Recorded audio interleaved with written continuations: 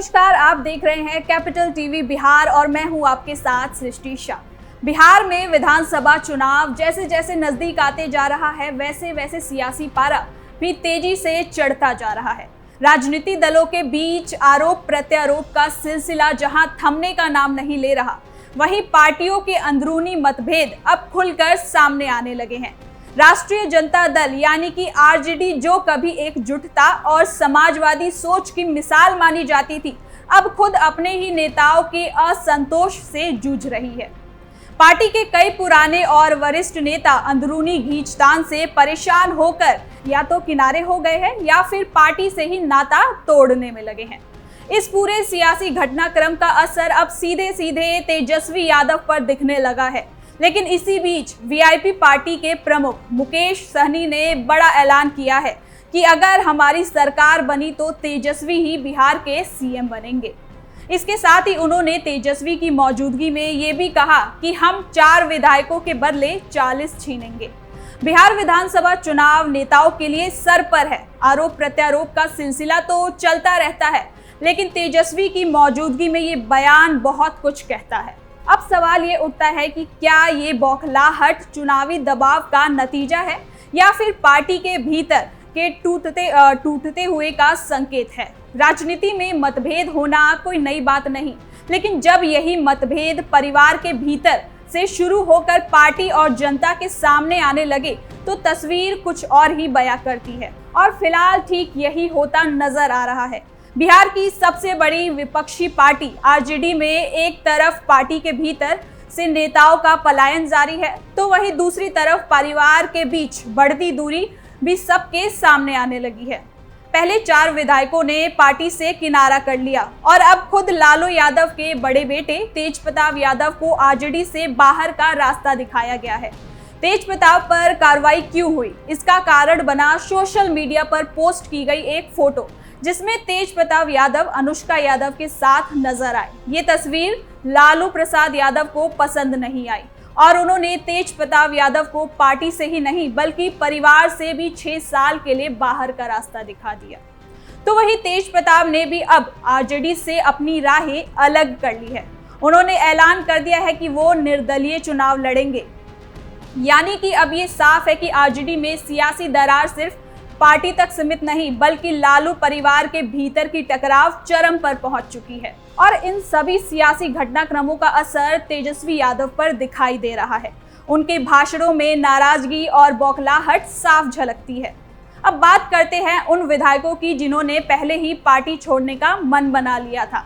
जनवरी के आसपास आरजेडी के 4 विधायकों ने पार्टी से अलग होने का ऐलान किया था, जिनमें प्रहलाद यादव, नीलम देवी, चेतन आनंद और संगीता कुमारी शामिल है।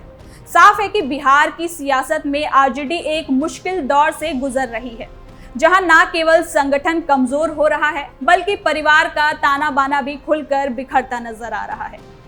क्या इस संकट से उबर पाएंगे तेजस्वी यादव और क्या पार्टी को फिर से एकजुट किया जा सकेगा? ये सवाल अब बिहार की राजनीति में चर्चा का बड़ा मुद्दा बन चुका है। इसके साथ ही आपको बता दूं कि ये विधायक कहां से चुने गए थे। 2020 बिहार विधानसभा चुनाव में आरजेडी के टिकट पर प्रहलाद यादव ने सूर्यगढ़ा, नीलम देवी ने मोकामा, चेतन आनंद ने शिवहर और संगीता कुमारी ने मोहनिया से जीत दर्ज की थी। और संगीता कुमारी अब बीजेपी की प्रवक्ता भी है। जनवरी 2024 में जब बिहार में सत्ता परिवर्तन हुआ तब विश्वास प्रस्ताव के दौरान और उसके बाद भी सदन के अंदर और बाहर जमकर खेला हुआ।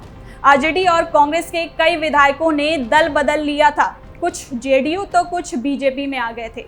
उन्हीं बागी विधायकों में शामिल थी संगीता कुमारी, जिनको अब बीजेपी ने प्रवक्ता बनाया है। बिहार बीजेपी दिलीप जायसवाल ने उनको प्रदेश प्रवक्ता की बड़ी और अहम जिम्मेदारी सौंपी है, जिसके बाद अब तेजस्वी यादव ने इन सभी विधायकों के खिलाफ स्पीकर नंद किशोर से कार्रवाई करने की भी मांग की थी।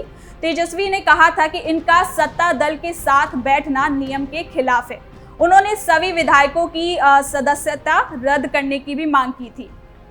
तो वहीं 25 जुलाई को पटना के बापू सभागार में वीआईपी पार्टी प्रमुख मुकेश सहनी और नेता प्रतिपक्ष तेजस्वी यादव एक मंच पर साथ खड़े नजर आए थे, जहां सहनी ने बड़ा राजनीतिक संकेत देते हुए कहा, अगर हमारी सरकार बनी तो तेजस्वी यादव ही मुख्यमंत्री होंगे।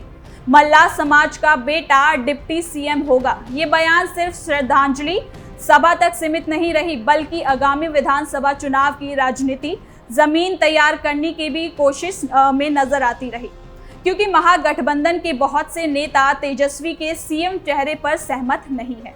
हाल ही में पप्पू यादव ने भी तेजस्वी के सीएम बनने पर बहुत बड़ा आरोप लगाया था। तो वहीं मुकेश सहनी ने भी अपने संबोधन में निषाद समाज की उपेक्षा को मुद्दा बनाते हुए कहा है कि अब मल्लाह समाज सिर्फ नाव चलाने वाला नहीं रहा, अब ये समाज सत्ता भी चला सकता है।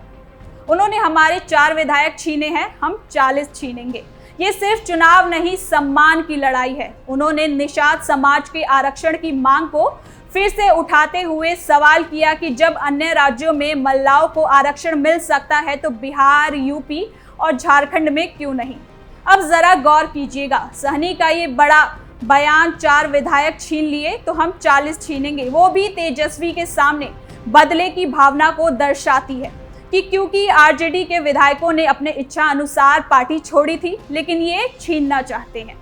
तो क्या ये मानकर चला जाए कि ये चुनाव आरजेडी के लिए बदले की भावना में बदलती जा रही है, या फिर एनडीए की रणनीति से परेशान होती हुई नजर आ रही है? क्योंकि जहां नीतीश सरकार ने पहले महिला, बुजुर्गों और युवाओं के लिए चुनावी मास्टर प्लान लेकर आए, इसी कड़ी में अब वो पत्रकारों को भी शामिल कर रहे हैं। जी हाँ, नीतीश सरकार ने पत्रकार पेंशन योजना के तहत राशि को 2 गुना करने से भी ज्यादा का फैसला लिया है।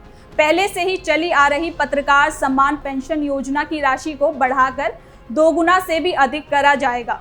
इस योजना में उन पत्रकारों को आर्थिक सहायता मिलेगी जो राज्य सरकार के द्वारा तय किए गए मानदंड को पूरा करेंगे। अब कहीं ना कहीं तेजस्वी के लिए ये चुनावी सफर और भी मुश्किलें खड़े करते नजर आ रहा है।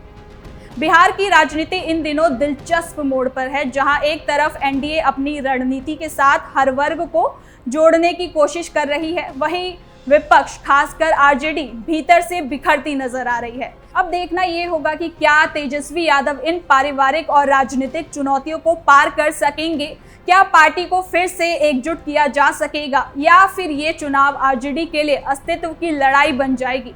जवाब तो आने वाले वक्त में मिलेगा, लेकिन फिलहाल ये साफ है कि बिहार की सियासत गर्म है और चुनावी रण पूरी तरह से तैयार। फिलहाल के लिए इस खबर में इतना ही। देखते रहिए कैपिटल टीवी बिहार।